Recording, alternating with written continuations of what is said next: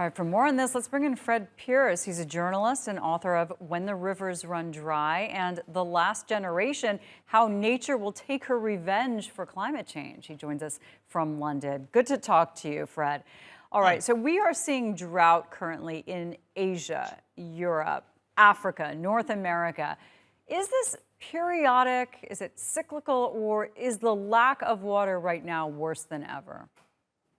Well, it's worse than ever, and I think there are two reasons. First of all, because we're using more and more of the water that gets into the natural environment. We are literally pumping rivers dry, especially for irrigation. And of course, the hotter the temperatures get, the more water crops need in order to grow. So we're taking ever more.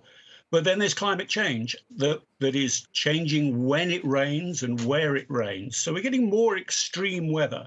We're getting more floods as well as droughts. So you've seen in the news broadcasts just today, huge floods in Texas in the US, and yet a state or so away, they're suffering serious drought. So the weather is getting more extreme. And that is a consequence, certainly, of climate change. So we're going to see more and more of it as the decades go on. So our ability to manage water is going to get more and more difficult.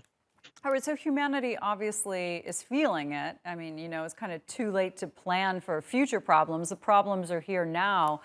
So what is the best that humanity can do to make the situation as feasible, as, usable as possible? Is it if humanity just stopped massive farming operations or stopped eating meat or more desalination plants? Like, what are the best solutions out there?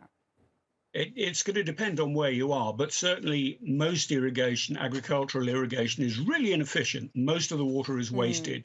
So around the world, farmers are going to be finding ways of using water more efficiently. That way we can get more crop for our drop, if you like. There are other things we need to do. We need to manage rivers better. We currently sort of dam rivers and we cut them off from their floodplains. And that is a way effectively of increasing the intensity of both floods and droughts. If we gave rivers their more natural environment, if we restored their floodplains, that can be difficult if we built on them, but we need to try. Then rivers would flow more regularly through the year. We would get fewer floods and fewer times when they literally dry up. So it's a mixture of managing how we use the water, use it more efficiently, more effectively in our homes, in industry, in agriculture, but also a smarter way of managing the environment. And that usually means going back to more natural systems, allowing rivers to do their thing. Really interesting points. Fred, good to talk to you.